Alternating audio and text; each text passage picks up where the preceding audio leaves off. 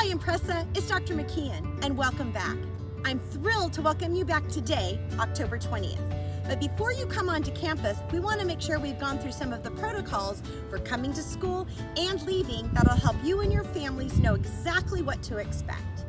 So the first one is an important one. I'm up here at the top because we want to make sure that all the families understand that campus is closed until 7:40.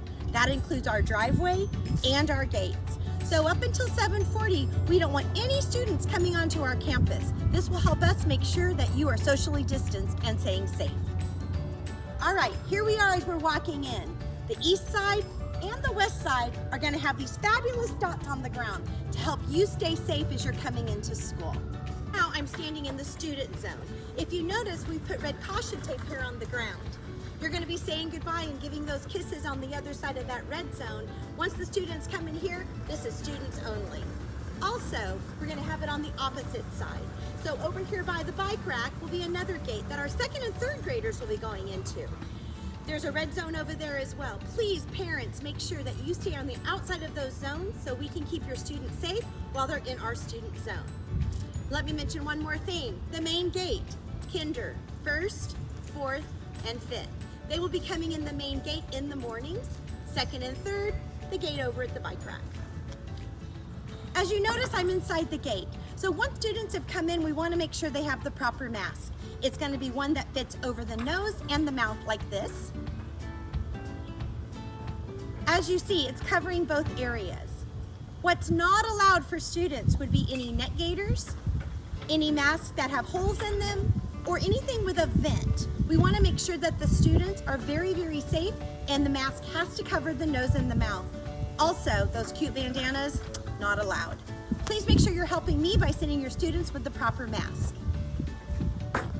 I'm already inside the gate, so students have come in, they have on their mask. They're walking along following the dots that we have on the ground for social distancing. In the mornings, there will be no morning breakfast. We're going to be serving second chance breakfast to all students. So when students come in the gate with their mask on, they will walk directly to their line where they will sit down with their backpacks on. Unfortunately, we're not able to play like we did last year. Maybe that'll change in the near future, but for right now, in order to keep students safe, we need to make sure that they're following those guidelines. For students that do want breakfast, it'll be served during recess. Here we are at the drinking fountains. As you notice, they've all been changed to filling stations. So please help us by sending water bottles with your student with their name marked very big and permanently on that water bottle. We don't want them to get mixed up. So students will have a chance to unscrew the top, come right over, and fill up their water bottles. Here we are at lunchtime.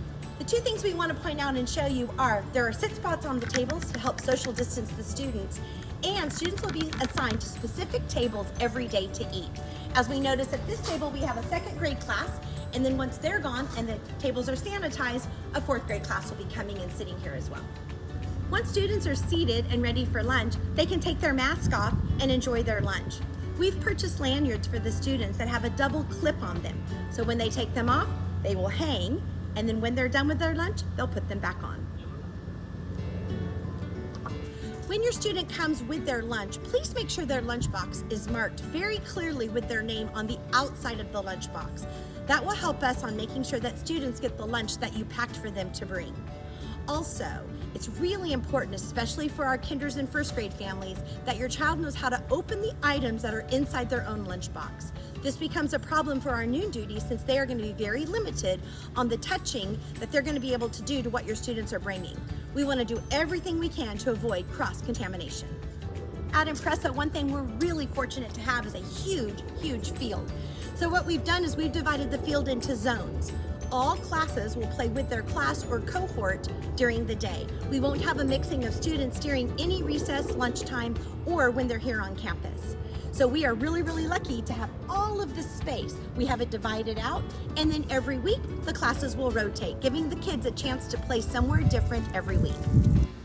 Our school is ready for students to be able to wash their hands throughout the day. This is one of our hand washing stations that's outside, which will be used primarily by our second and third grade classes. They'll have a chance to clean their hands as well as sanitize when they go into the classrooms. All teachers are providing schedules on how often and when the students will be sanitizing throughout the day. Here we are in the afternoon. Now this is important information because we want to make sure that we're getting your kids out of school safely. Behind me is where all the students will be gathering, starting about 2 o'clock. So it's a little earlier than we typically do.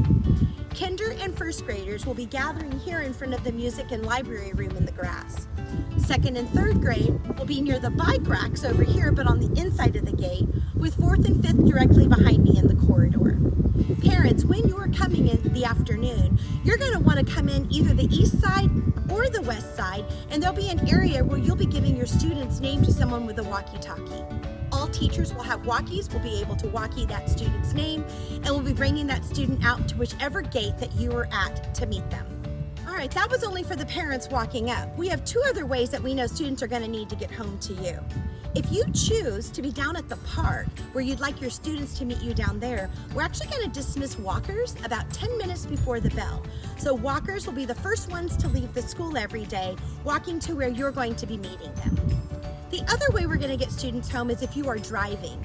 Again, we'll be only using the far side of the cage for those students to meet with you. So we'll have Mr. Hector up at the top with a walkie-talkie. You'll give the students' names up there. We'll be directing your children to the cage to meet with you. Now, the one final thing we want to mention is, again, we're going to have a student zone, starting right over here at the main gate, all the way over to the bike racks. We're trying to leave this as a student-only zone so we can stage the students safely as we're waiting for you to come and pick them up. We do need your help with making sure that you are practicing social distancing and always wearing your mask. Okay, now we're out here in the parking lot. If you notice, we typically would have the 2 lanes for pickup, the one on the far side of the cage and the one closest to the school. This one is going to be closed for all pickups in the morning and afternoon because we want to make sure there's plenty of room for our students to walk. Therefore, if you are driving with your student, there'll be 1 lane going into the cage area. Also, there will not be any teachers or safeties that'll be out there to help them get in and out of the car. So please work with your students on making sure that they know how to open and close those doors. Thank you so much for taking this journey with me. Like I said at the beginning, we are so excited to welcome your students back on October 20th. We are ready to go, and we know you will be too. Impressa rocks.